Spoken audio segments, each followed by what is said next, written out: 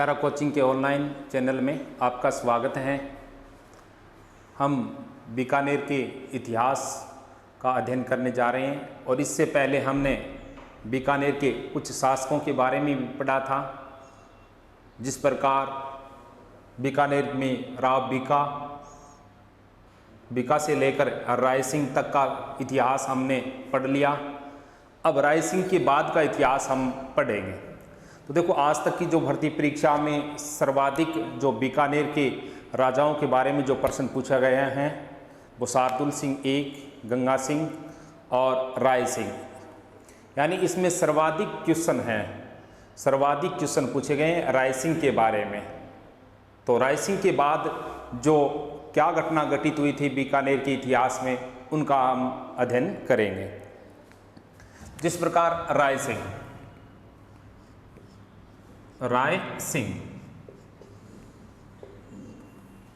राय सिंह के बड़े पुत्र का नाम दलपत सिंह था। दलपत सिंह, यानी राय सिंह के बड़े पुत्र का नाम दलपत सिंह था और दूसरे पुत्र का नाम सूर सिंह था। सूर सिंह। तीसरे पुत्र का नाम कर्ण सिंह था। कर्ण सिंह।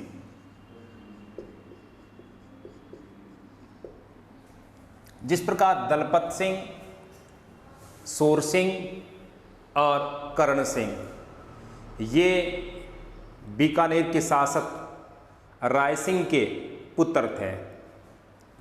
अब जो राय सिंह की पत्नी यानी सूर सिंह की माँ थी, उसका नाम गंगा था। गंगा, यानी सूर सिंह की माँ का नाम गंगा था।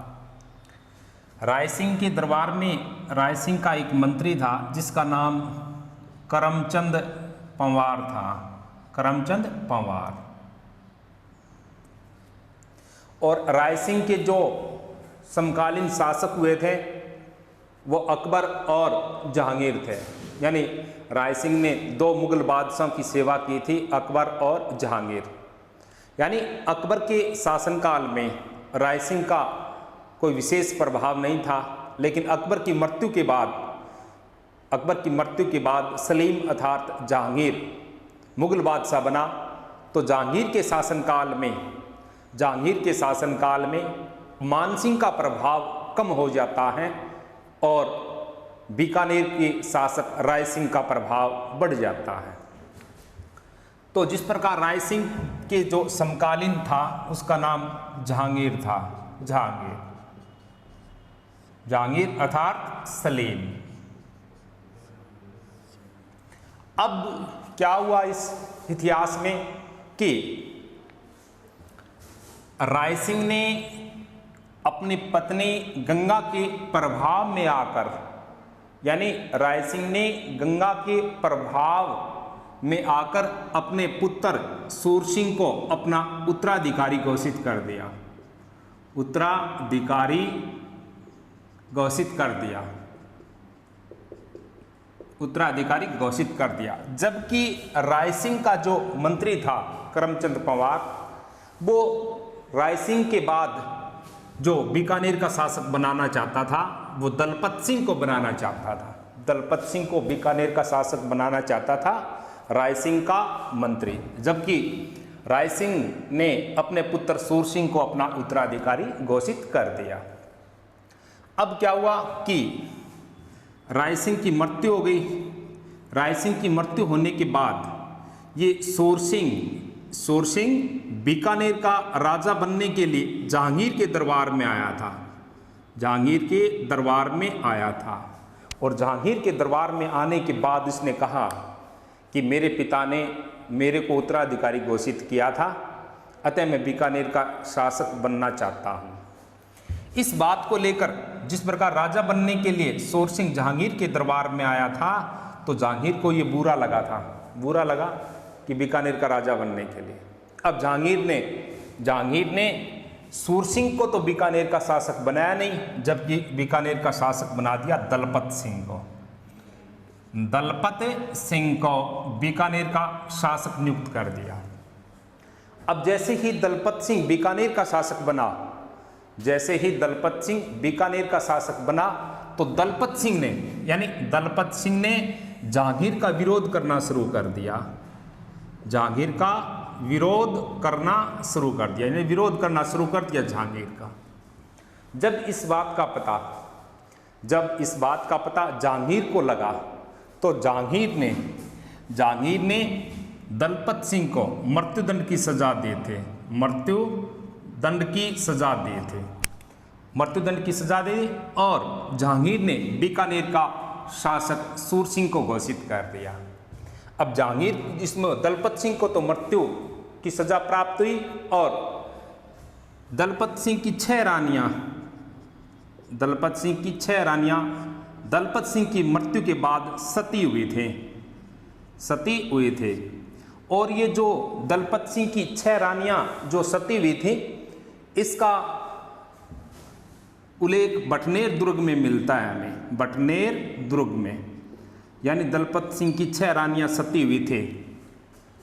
ये 6 रानियां जो सती हुई थी ये बटनेर दुर्ग में हुए थे। तो बटनेर दुर्ग में 6 रानियां सती हुई थी, वो रानियां दलपत सिंह के थे। ये बटनेर दुर्ग हैं, ये बटनेर दुर्ग हैं, ये राजस्थान के हनुमानगढ़ जिले में है।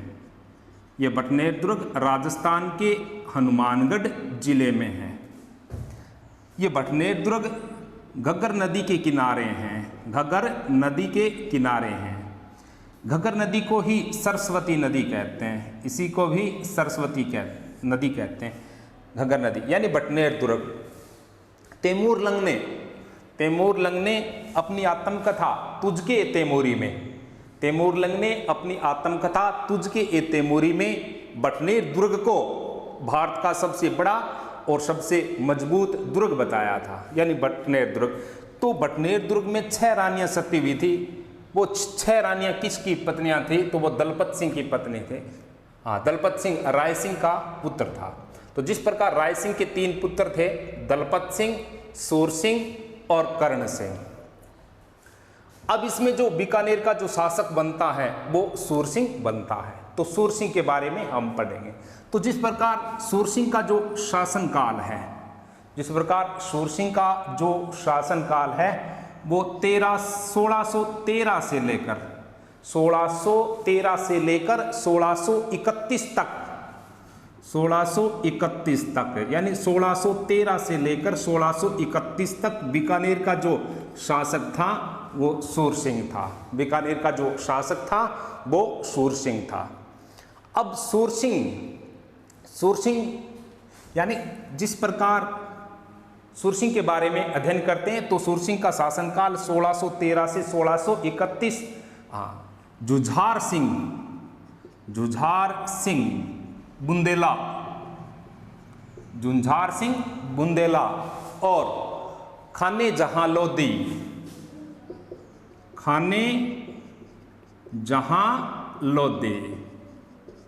यानी जुझार सिंह बुंदेला और खाने जहां लोदी, इन्होंने जहांगीर का विरोध किया था। इन्होंने जहांगीर का विरोध किया था। जुझार सिंह बुंदेला और खाने जहां लोदी, इन्होंने जहांगीर का विरोध किया था। और जैसे ही जहांगीर का विरोध हुआ तब बीकानेर के सूर सिंह ने जुझार सिंह बुंदेला और खाने जहां लोदी इनका दमन कर दिया था। इनका विद्रोह करके इसका दमन कर दिया था। इस बात से यानी मुगल सर्वाधिक प्रभावित हुए थे। इस बात से मुगल सर्वाधिक प्रभावित हुए थे और सूर सिंह को इसी बात के कारण 2000 मनसबदारी प्रदान किए थे, यानी 2000 मनसबदारी सूर सिंह को प्राप्त हुई थी। ये 2000 मनसबदारी जहांगीर के द्वारा दी गई थे। अब क्या हुआ कि 1631 में बुरहानपुर ये महाराष्ट्र में है। महाराष्ट्र राज्य के बुरहानपुर नामक स्थान पर सूर सिंह की मृत्यु हो गई। तो सूर सिंह के बारे में तो कोई ज़्यादा विशेष इसका इतिहास है नहीं। हाँ, तो दलपत सिंह के बारे में हमने पढ़ लिया, सूरसिंह के बारे में पढ़ लिया। और अब हम पढ़ने जा रहे हैं, अब सूरसिंह की मृत्यु होने के बाद में जो बीकानेर का जो शासक बनता है वो कर्ण सिंह बनता है, यानी बीकानेर का शासक कर्ण सिंह बनता है। तो कर्ण सिंह का हम अध्ययन करेंगे।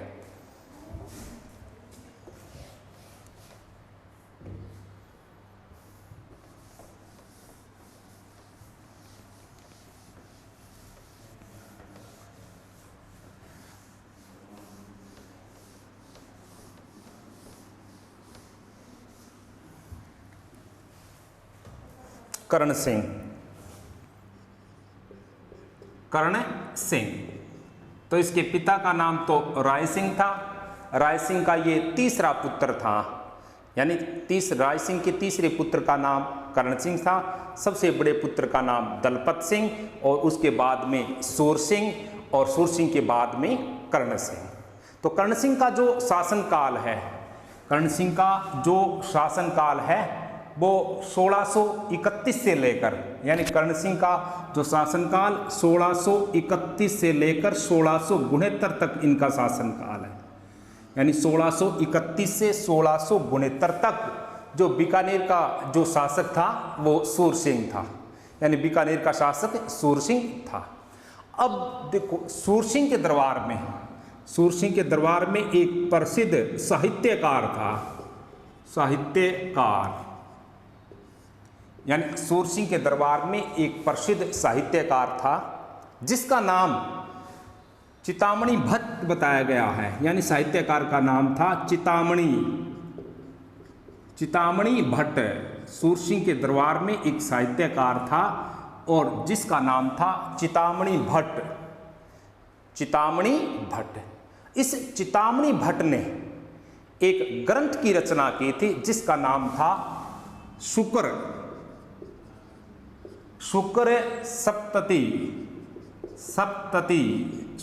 सप्तति ग्रंथ था। यानी शुक्र सप्तति ग्रंथ की जो रचना की थी वो चितामणि भट्ट ने किए थे। और चितामणि भट्ट साहित्यकार था, ये कर्ण सिंह के दरबार में था, कर्ण सिंह के दरबार में ये एक साहित्यकार था। अब जो शुक्र सप्तति ग्रंथ है, इसी ग्रंथ में कर्ण सिंह को जांगलधर बादशाह की उपाधि दी गई है। जांगलधर बादशाह किसे कहा जाता है राजस्थान के इतिहास में? तो राजस्थान के इतिहास में जांगलधर बादशाह यानी कर्ण सिंह को कहा जाता है। बहुत अच्छा प्रश्न है, बहुत बार ये परीक्षाओं में पूछा गया है, बहुत बार परीक्षाओं में पूछा भी गया इस प्रश्न को। प्रश्न आ सकता है ये आगे की परीक्षा में कि बीकानेर का कौन सा शासक जांगलधर बादशाह के नाम से जाना जाता है? तो बीकानेर का शासक कर्ण सिंह जांगलधर बादशाह के नाम से जाना जाता है। अब जिस प्रकार कर्ण सिंह के जो समकालीन था, कर्ण सिंह के समकालीन जो मुगल बादशाह था वो औरंगजेब था। समकालीन यानी कर्ण सिंह के समकालीन मुगल बादशाह औरंगजेब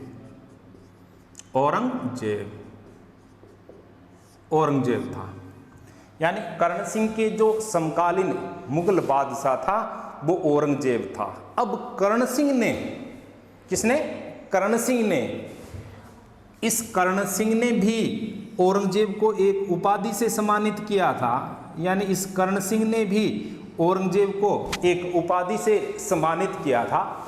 वो उपाधि कौन सी थी? आलमगीर की उपाधि, आलमगीर की उपाधि। तो कौन सा मुगल बादशाह आलमगीर की उपाधि से सम्मानित हुआ था? तो औरंगजेब आलमगीर की उपाधि से सम्मानित हुआ था। और औरंगजेब को आलमगीर की उपाधि बीकानेर के शासक कर्ण सिंह ने दिए थे, यानी कर्ण सिंह ने। तो कर्ण सिंह का जो शासनकाल है वो 1631 से 1669 तक है। कर्ण सिंह के शासनकाल में एक साहित्यकार था जिसका नाम चितामणि भट्ट था, चितामणि भट्ट। और चितामणि भट्ट ने शुक्र सप्तति ग्रंथ की रचना की थी। इसी ग्रंथ में यानी शुक्र सप्तति ग्रंथ में यानी कर्ण सिंह को जांगलधर बादशाह कहा गया है, जांगलधर बादशाह। अब परीक्षाओं में प्रश्न आ जाता है कि बीकानेर का कौन सा शासक जांगलधर बादशाह कहलाता है, तो जांगलधर बादशाह कर्ण सिंह को कहते हैं। अब कर्ण सिंह के समकालीन जो मुगल बादशाह था वो औरंगजेब था। कर्ण सिंह के समकालीन मुगल बादशाह औरंगजेब था। अब औरंगजेब ने यानी कर्ण सिंह ने औरंगजेब को एक उपाधि दी थी, वो उपाधि का नाम था आलमगीर उपाधि। आलमगीर उपाधि से सम्मानित किया गया था।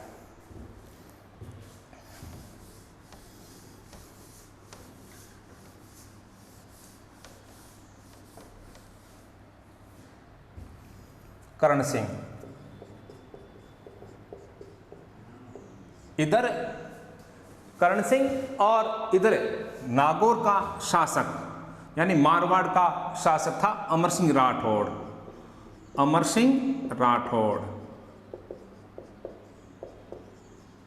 ये यानी मारवाड़ की तरफ से था और ये था जंगल प्रदेश की तरफ, जंगल प्रदेश, और ये था मारवाड़। ये था बीकानेर की तरफ से और ये था जोधपुर की तरफ से, जोधपुर की तरफ से। तो कर्ण सिंह बीकानेर का और अमर सिंह राठौड़ मारवाड़ का, क्योंकि जोधपुर पाली और नागौर ये मारवाड़ में आने वाले क्षेत्र थे।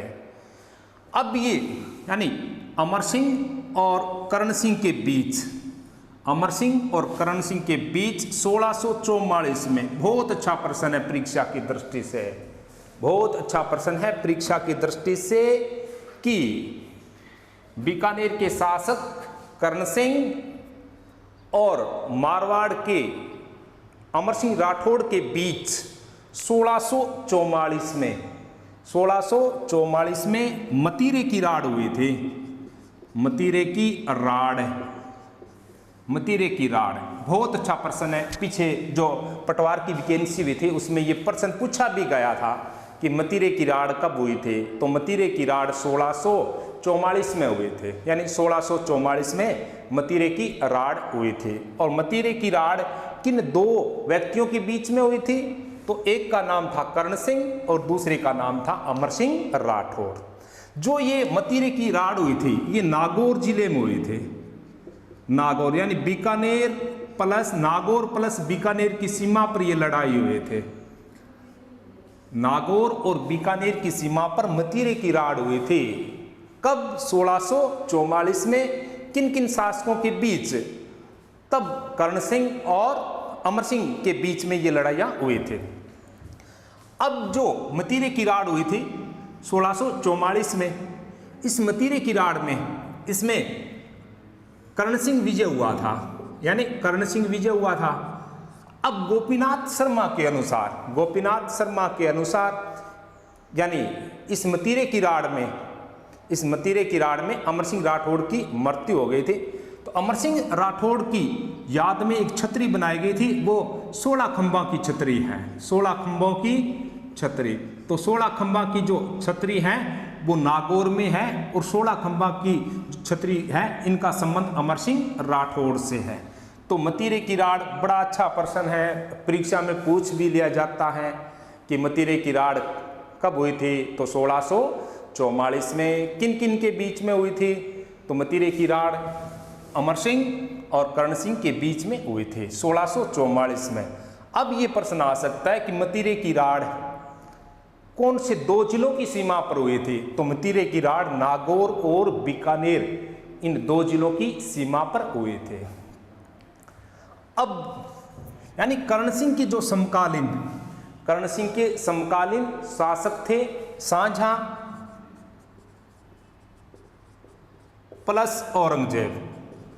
औरंगजेब यानी कर्ण सिंह ने दो मुगल बादशाहों की सेवा की थी, शाहजहां और औरंगजेब, दो मुगल बादशाहों की सेवा की थी। यानी 1669 में कर्ण सिंह की मृत्यु हो गई, 1669 में कर्ण सिंह की मृत्यु हो गई।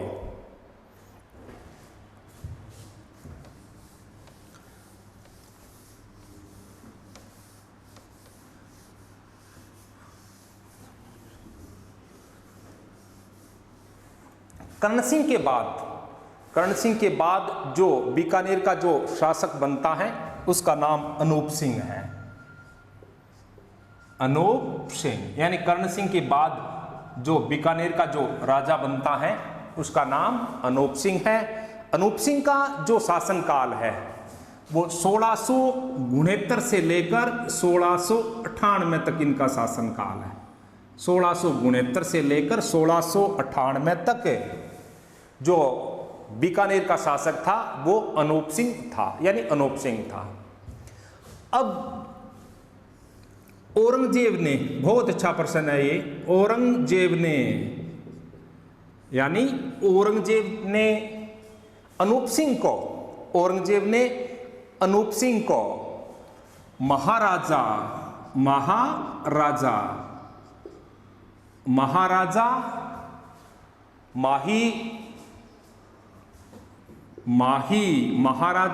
माही भारतीय की उपाधि से सम्मानित किया गया, यानी उपाधि दे गए थे।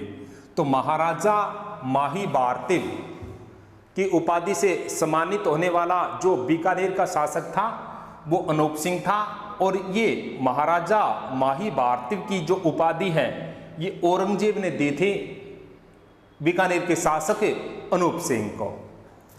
अब क्या काम हुआ कि 1670 में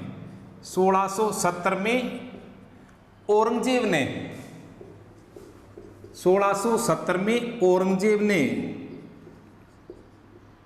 मराठों का दमन करने के लिए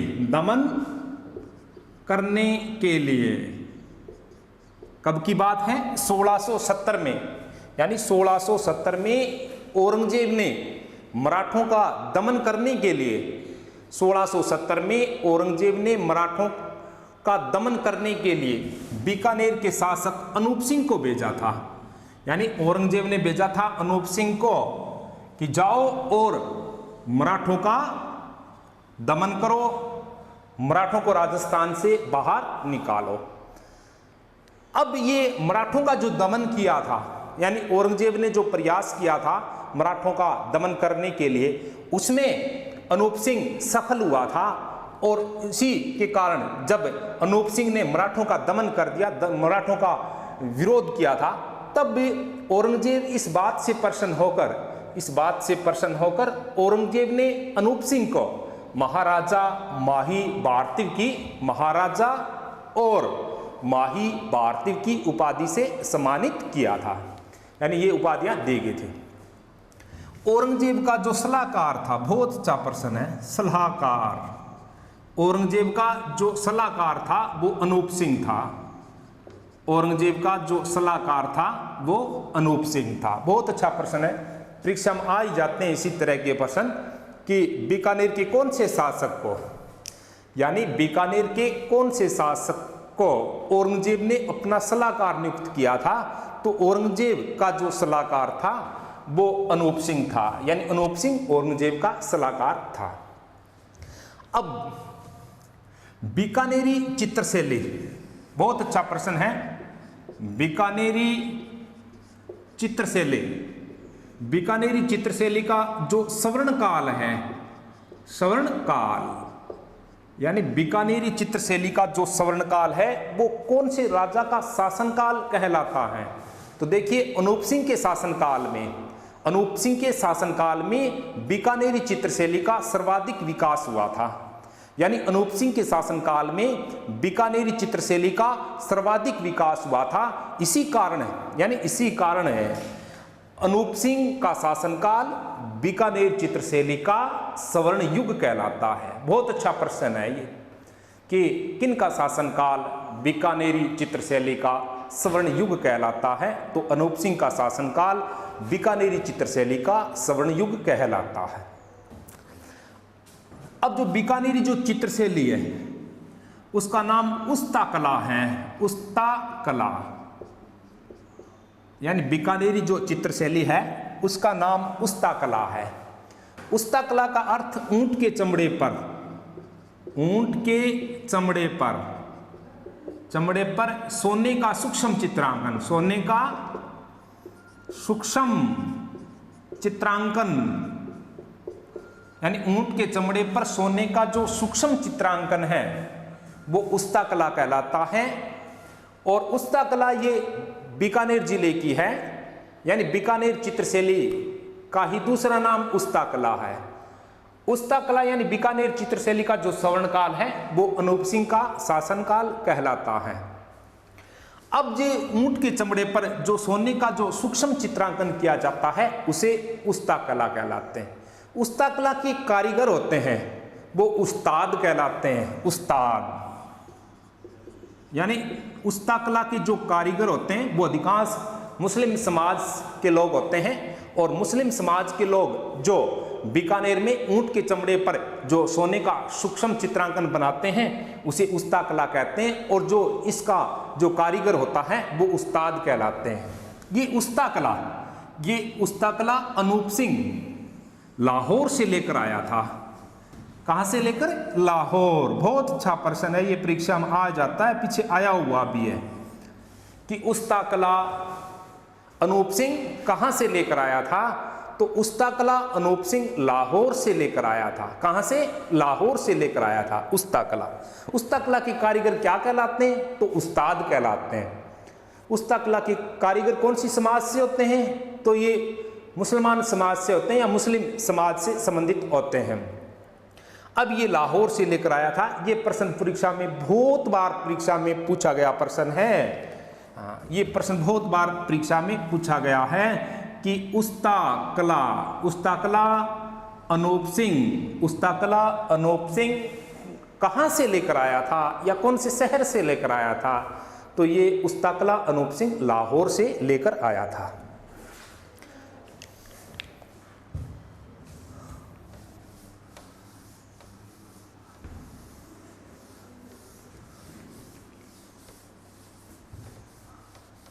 जिस प्रकार उस्ता कला यानी ये लाहौर से लेकर आया था। इसके बाद में इसकी के दरबार में इसका जो संगीतकार था, यानी संगीतकार साथ में ये साहित्यकार का भी कार्य करता था। संगीतकार और साहित्यकार का कार्य, यानी अनूप सिंह के दरबार में साहित्यकार और संगीतकार दोनों विभागों के पद पर जो कार्य करता था उसका नाम था आनंद राम। यानी अनूप सिंह के दरबार में साहित्यकार और संगीतकार इन दोनों पदों पर एक ही व्यक्ति कार्य करता था जिसका नाम था आनंद राम ने, बहुत अच्छा प्रश्न है, आनंद राम ने गीता का राजस्थानी भाषा में अनुवाद किया था। बहुत अच्छा प्रश्न है कि गीता का राजस्थानी भाषा में अनुवाद किसने किया था। तो गीता का राजस्थानी भाषा में अनुवाद आनंद राम ने किया था। आनंद राम किसके दरबार का साहित्यकार था? तो आनंद राम बीकानेर के शासक महाराजा अनूप सिंह के दरबार का साहित्यकार था। इसी के दरबार में जो दूसरा साहित्यकार था उसका नाम भावभट्ट था।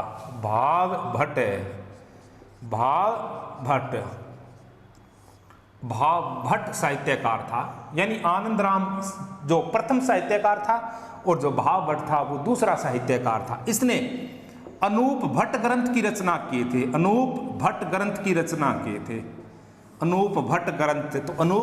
भट्ट ग्रंथ का रचयिता भावभट्ट है और भावभट्ट बीकानेर के शासक अनूप सिंह का साहित्यकार था। अनूप सिंह ने बीकानेर में, बहुत अच्छा प्रश्न है, अनूप सिंह ने बीकानेर में अनूप संग्रहालय का निर्माण करवाया था। अनूप संग्रहालय का निर्माण तो परीक्षा में पूछ लिया जाता है कि अनूप संग्रहालय कौन से जिले में है। तो अनूप संग्रहालय राजस्थान के बीकानेर जिले में है। अनूप संग्रहालय का निर्माण भी अनूप सिंह ने करवाया था। अब दक्षिण भारत से, यानी दक्षिण भारत अभियान में गया था अनूप सिंह। दक्षिण भारत अभियान में अनूप सिंह गया था और दक्षिण भारत अभियान से वापिस आते समय अनेक मूर्तियां, यानी अनेक प्रकार की मूर्तियां साथ में ले आया दक्षिण भारत से अनूप सिंह। और वो मूर्तियां उन्होंने 33 करोड़ देवी देवताओं के मंदिर में स्थापित करवाई थी। 33 करोड़ देवी देवताओं के मंदिर में वो मूर्तियां स्थापित करवाई थी। तो बीकानेर का प्रथम शासक जिसने दक्षिण भारत से मूर्तियां लेकर आया था और बीकानेर में उन्होंने स्थापित करवाई थी, उसका नाम अनूप सिंह था। अब 1498 में यानी इसमें 1698 में अनूप सिंह की मृत्यु हो गई।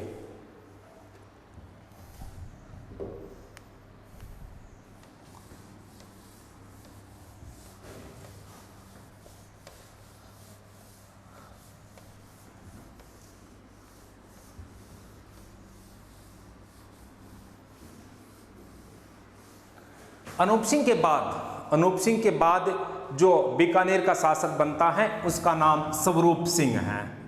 स्वरूप सिंह यानी बीकानेर का शासक बनता है स्वरूप सिंह। अनूप सिंह के बाद जो बीकानेर का जो शासक बनता है उनका नाम है स्वरूप सिंह। तो स्वरूप सिंह का जो शासनकाल है वो 1698 से लेकर 1700 तक है। यानी 1698 से 1700 तक जो बीकानेर का जो शासक बना था वो स्वरूप सिंह बना था। और स्वरूप सिंह यानी बीकानेर का प्रथम शासक है जिसने छोटी सी उम्र में बीकानेर का राजा होने का गौरव प्राप्त कर लिया था इसने। तो स्वरूप सिंह का जो राज्याभिषेक है वो 9 वर्ष की आयु में हुआ था। 9 वर्ष की आयु में, यानी 9 वर्ष की आयु में ही बीकानेर का शासक बन गया स्वरूप सिंह। अब क्या काम हुआ? शीतला नामक बीमारी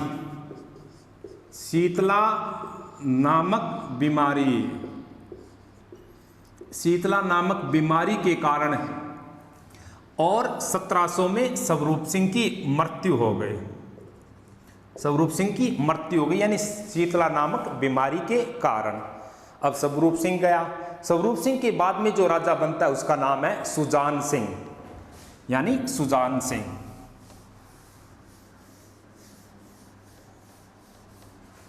अब पढ़ेंगे हम सुजान सिंह।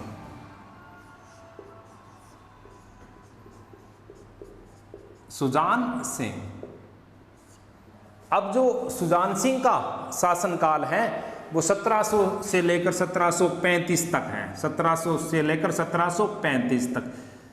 देखिए बीकानेर के इतिहास में सुजान सिंह है, जोरावर सिंह है, गज सिंह है, इनका कोई विशेष महत्व नहीं है, क्योंकि बीकानेर के इतिहास से जो सर्वाधिक प्रश्न पूछे जाते हैं वो महाराजा गंगा सिंह और महाराजा राय सिंह, यानी राय सिंह और गंगा सिंह के बारे में आज तक की भर्ती परीक्षाओं में सर्वाधिक प्रश्न पूछे गए हैं। और इन्हीं के प्रश्न आगे आने वाली भर्ती में ज़्यादातर राय सिंह के ही प्रश्न पूछे जाते हैं।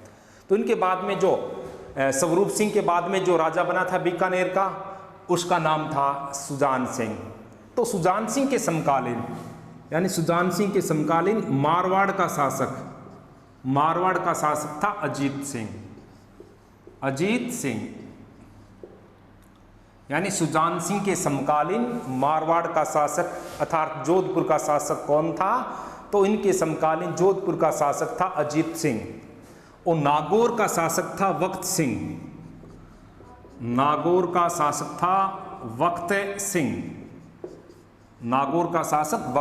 और मारवाड़ का शासक अजीत सिंह। इन दोनों ने यानी अजीत सिंह और वक्त सिंह, इन दोनों ने मिलकर बीकानेर के शासक सुजान सिंह पर आक्रमण किया था। मारवाड़ के शासक अजीत सिंह और नागौर के शासक वक्त सिंह, इन दोनों ने मिलकर। लेकिन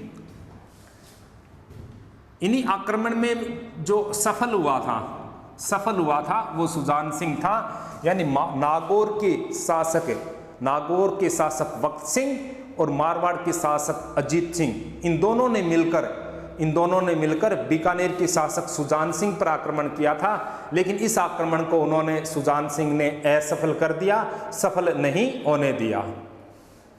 अब क्या हुआ कि सुजान सिंह के बाद जो बीकानेर का शासक बना था उसका नाम था जोरावर सिंह।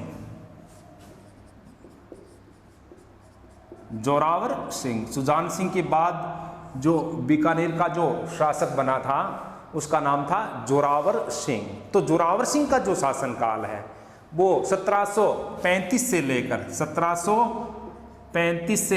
1746 तक इनका शासनकाल है।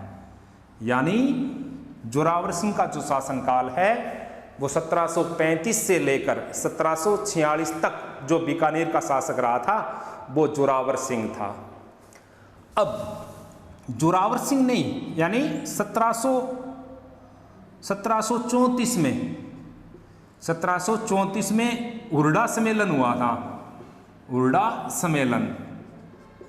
1734 में उर्डा सम्मेलन हुआ था और उस उर्डा सम्मेलन में जो बीकानेर की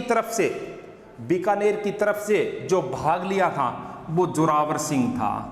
जोरावर सिंह तो अच्छा प्रश्न है ये परीक्षा की दृष्टि से कि हुरडा सम्मेलन में भाग लेने वाला बीकानेर का कौन सा शासक था। तो हुरडा सम्मेलन में भाग लेने वाला बीकानेर का शासक था जोरावर सिंह।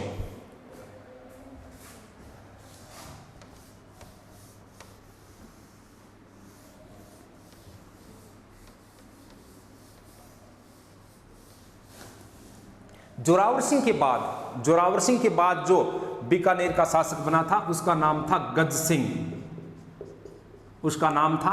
सिंह। तो गज सिंह भी बीकानेर का शासक हुआ था। तो गज सिंह का शासनकाल है 1746 से लेकर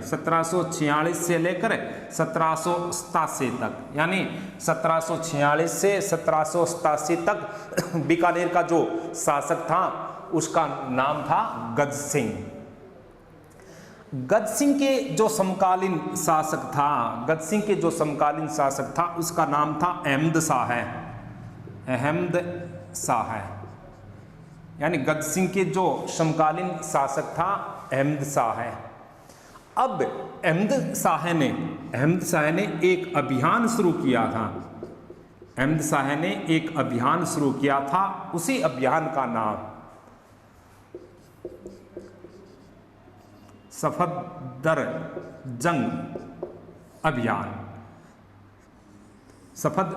सफदरजंग अभियान शुरू किया था गज सिंह ने, और यानी अहमद शाह ने ये अभियान शुरू किया था। इसी अभियान में अहमद शाह ने गज सिंह को भेजा था और गज सिंह ने इसी अभियान में सफलता प्राप्त किए थे। इस बात से खुश हो गया, यानी इस अभियान को नष्ट कर दिया था। यानी ये इस अभियान का विरोध करने के लिए अहमद शाह ने और गज सिंह को भेजा था, और गज सिंह ने इस अभियान में सफलता प्राप्त की थी। और सफलता प्राप्त करने के बाद गज सिंह जैसे ही वापिस अहमद शाह के दरबार में आया था तो अहमद शाह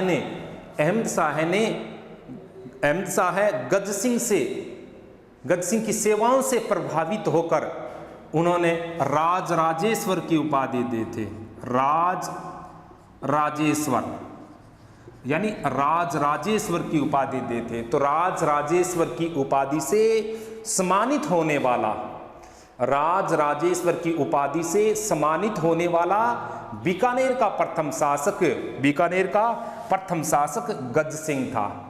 इसी को यानी अहमद शाह ने गज सिंह को राजराजेश्वर की उपाधि से सम्मानित किया था तथा महाराजा शिरोमणि की उपाधि से भी सम्मानित किया। महाराजा शिरोमणि की उपाधि से भी सम्मानित किया था। तो गज सिंह को 2 उपाधि दी गई थी अहमद शाह के द्वारा। पहली उपाधि थी राजराजेश्वर और दूसरी थी महाराजा शिरोमणि। और इसने अहमद शाह ने गज सिंह को 7 हजारी मनसबदारी प्रदान किए थे। 7 हजारी मनसबदारी प्रदान किए थे। 7 हजारी मनसबदारी पर भी कार्य किया था। किसने? गज सिंह ने। तो गज सिंह तक का तो इतिहास हमने पढ़ लिया। अब गज सिंह के जो आगे का इतिहास है वो अगली कक्षाओं में पढ़ेंगे। और इस पार्ट से संबंधित जो प्रश्न आज तक परीक्षा में पूछे गए हैं, वो ज़्यादातर इस अनूप सिंह के बारे में ही चर्चा की गई है। जिस प्रकार कर्ण सिंह का भी प्रश्न पूछा गया था कि मतीरे की राड़ वाला अच्छा प्रश्न है, और मतीरे की राड़ के बाद में पढ़ते हैं तो औरंगजेब का सलाहकार, ये प्रश्न भी बहुत अच्छा प्रश्न है। बीकानेरी जो चित्रशैली है, उस्ता कला, ये अनूप सिंह कहाँ से लेकर आया, ये भी अच्छा प्रश्न है। इसके बाद में पढ़ते हैं तो उल्डा सम्मेलन में भाग लेने वाला बीकानेर का कौन सा शासक था, ये प्रश्न भी अच्छा है। और बीकानेर के उस शासक का नाम बताइए जिसे 7 हजारी मनसबदारी से सम्मानित किया गया था, ये भी अच्छा प्रश्न है। तो 7 हजारी मनसबदारी तो गज सिंह को दी गई थी। थैंक्स, धन्यवाद।